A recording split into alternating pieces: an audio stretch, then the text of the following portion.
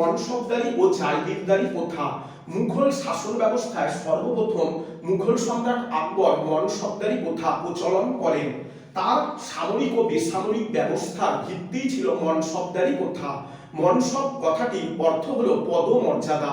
সম্রাট আকবরের দরবারে পদমর্যাদা অনুযায়ী কর্মচারীদের সৈন্য রাখতে হতো এবং তারা তাদের সৈন্য সংখ্যার উপর ভিত্তি করে মনসব পেতেন, অর্থাৎ রাষ্ট্র থেকে মাইনে পেতেন।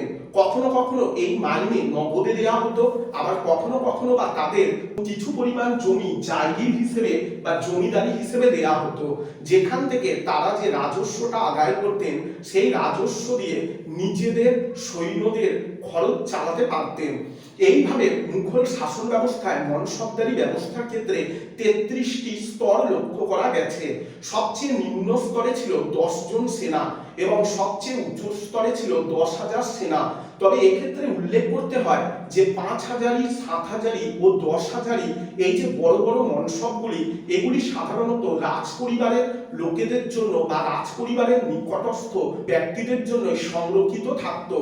এই মনসবদারি ব্যবস্থার ক্ষেত্রে আমরা বেশ কিছু বৈশিষ্ট্য পেয়ে থাকি। যেমন এই মনসবদারি ব্যবস্থা কখনোই বংশানুক্রমিক ছিল না, অর্থাৎ কারো পিতা মনসব থাকলে তার সন্তান যে মনসব হিসেবে পদমর্যাদা পাবে এমনটা নয়। ব্যক্তিগত যোগ্যতাই ছিল মনসবদারি ব্যবস্থার একমাত্র মানদণ্ড।